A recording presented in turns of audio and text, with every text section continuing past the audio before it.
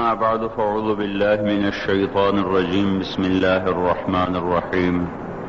فمن يعمل مثقال ذرة خيرا يره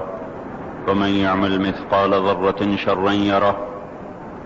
وقال النبي صلى الله تبارك وتعالى عليه وسلم ألا فاعملوا وأنتم من الله على حذر واعلموا أنكم معروضون على أعمالكم فمن يعمل مثقال ذرة خيرا يره ومن يعمل مثقال ذرة شرا يره او كما قال صلی اللہ تبارک و تعالی علیہ وسلم۔ میرے بھائیوں اور دوستو، اس وقت ساری دنیا کے انسان، کیا کافر کیا مسلمان، وہ منچاہی زندگی پر چل رہے ہیں۔ جو جی میں آیا وہ کرنا ہے، جو جی میں نہیں آیا وہ نہیں کرنا۔ اپنی من چاہی زندگی کا دستور یہ گزشتہ 300 سال سے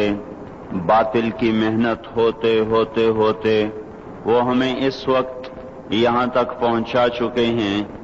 کہ ہم اللہ کی ذات سے اثر لینا یا اس کے رسول سے اثر لینا یا آخرت سے اثر لینا، یہ ہمارے دلوں میں یا مٹ چکا ہے یا بہت دھندلا ہو چکا ہے۔ یعلمون ظاہرا من الحیات الدنیا، بس یہ فیصلہ آباد کے 4 دن ہی ہمیں اچھے لگ رہے ہیں۔ وہم عن الآخرۃ ہم غافلون، اور موت کے بعد جو آنے والی زندگی ہے اس سے یہ سارا جہان غافل ہے۔ اور یہ کائنات اللہ کی ہے، یہ زمین اللہ کی ہے، عرش فرش اللہ کا ہے۔ یہاں وہ ہوگا جو اللہ چاہتا ہے، یہاں وہ نہیں ہوگا جو دنیا کے بادشاہ چاہتے ہیں، صدر وزیر فوجیں چاہتی ہیں، بلکہ ان الامر کلہ للہ، ساری حکومت وہ اللہ تعالیٰ کے ہاتھ میں ہے، اور وہ من قبل ہے شروع سے، اور من بعد ہے آخر تک، ہمیشہ تک۔ اور وہ ایسی حکومت والا ہے کہ جس کو زوال کوئی نہیں، کل یوم ہو فی شان، جس کا مقابل کوئی نہیں، ما کان معہ من الہ، جس کا کوئی شریک کوئی نہیں، لم یتخذ صاحبۃ ولا ولدا ولم یکن لہ شریک فی الملک، جو کسی سے پیدا نہیں ہوا نہ اس سے کوئی پیدا ہوتا ہے، لم یلد ولم یولد، سارے جہان کو بنایا خود بننے سے پاک، سارے جہان کو مارتا ہے مارتا رہے گا خود موت سے پاک ہے، سارے جہان کو مارتا ہے مارتا رہے گا خود موت سے پاک ہے، سب کو بنایا بننے سے پاک، سب کو مارا مرنے سے پاک، اپنے ارادوں میں وہ کامل ہے، ما شاء اللہ کان، وہ جو چاہتا ہے کرتا ہے، وما لم یشاء لم یکن، وہ نہ چاہے تو کوئی کروا ہی نہیں سکتا، وما تشاءون الا ان یشاء اللہ رب العالمین، تم بھی اللہ کے محتاج ہو، تمہارا چاہا بھی تبھی پورا ہوگا جب اللہ تعالیٰ بھی چاہ لے۔ فرعون کی ساری طاقت لگی کہ موسیٰ علیہ السلام کو ذبح کرنا ہے، اللہ کا ارادہ ہوا کہ ہم نے زندہ رکھنا ہے۔ ایک اتنی کثرت سے بچے قتل ہوئے کہ اس کی اپنی قوم نے کہا تو حکومت کس پہ کرنی ہے، 1 سال چھوڑو 1 سال مارو۔ جس سال چھوڑتا تھا اس سال ہارون علیہ السلام اللہ نے پیدا فرمائے، جس سال قتل کرتا تھا اس سال موسیٰ علیہ السلام کو اللہ تعالیٰ نے پیدا فرمایا، حالانکہ اس کا عکس کرتا تاکہ معاملہ آسان ہوتا، لیکن اللہ کی قدرت کو کون جانتا۔ پھر ایسا نظام چلایا کہ اس کو پانی میں ڈلوایا، پانی سے فرعون کے دربار میں پہنچایا۔ موسیٰ علیہ السلام کی والدہ غمگین، جب یہ دریا میں ڈالوں گی یا ڈوبے گا یا مرے گا،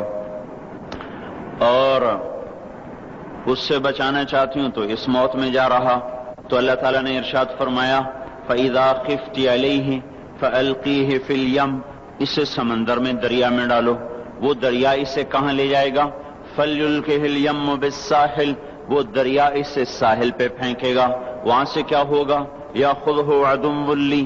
میرا دشمن فرعون پکڑے گا، وَعَدُوٌّ اللَّهِ، اس کا بھی دشمن ہے، اس کو پکڑ لے گا۔ تو موسیٰ علیہ السلام کی والدہ کے جی میں آیا، یا اللہ جس سے بچانا ہے وہی اس کو پکڑے گا تو یہ بچے گا کیسے،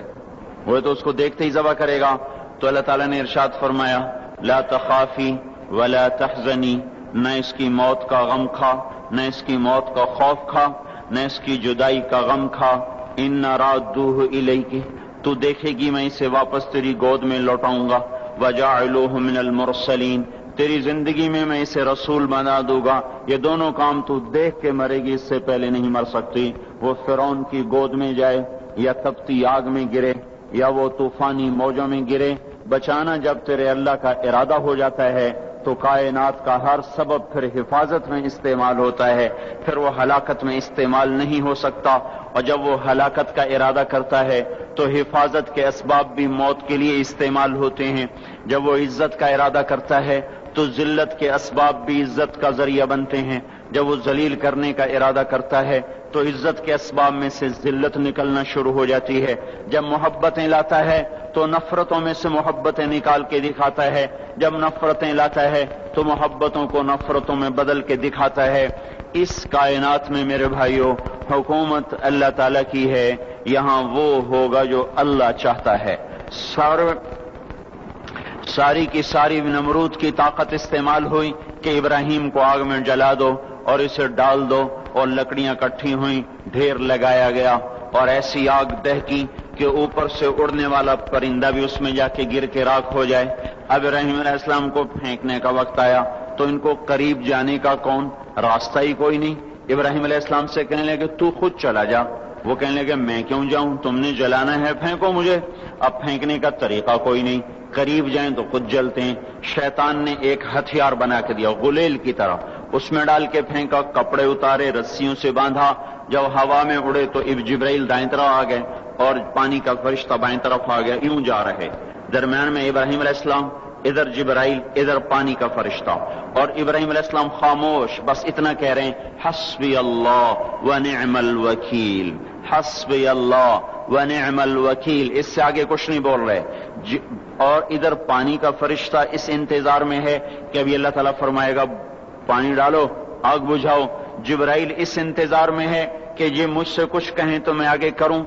تو جب دیکھا کہ ابراہیم بولتے ہی نہیں ہیں تو وہ بے قرار ہو گئے کہ یہ تو جائے گا تو جل جائے گا، جبرائیل بھی تو یہی جانتے ہیں کہ آگ جلاتی ہے۔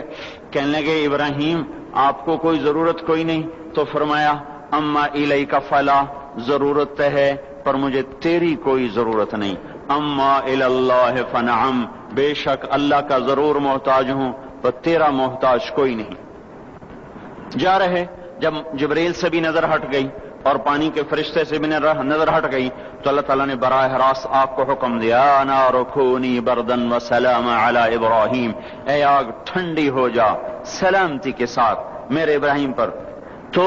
اللہ جل جلالہ نے ایسا ٹھنڈا فرمایا، اس کی گود کو ایسا، اس کے شولوں کو گود بنا دیا، شولوں نے ابراہیم علیہ السلام کو گود میں لیا، جیسے ماں بچے کو چارپائی پہ لٹاتی ہے، ایسے آرام سے انگاروں پہ بٹھا دیا، آپ کو شفاف بنا دیا، یہاں تک کہ ابراہیم علیہ السلام کا باپ آزر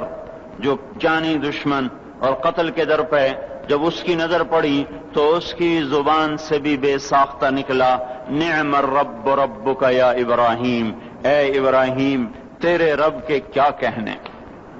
کیا ہی زبردست ہے تیرا رب۔ میرے بھائیوں،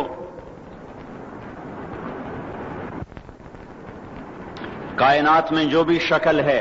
جو بھی صورت ہے، اس کو اللہ نے بنایا ہے، وہ اللہ کے قبضے میں ہے، وہ اللہ کے تابع ہے، اللہ کی چاہت سے استعمال ہوتی ہے۔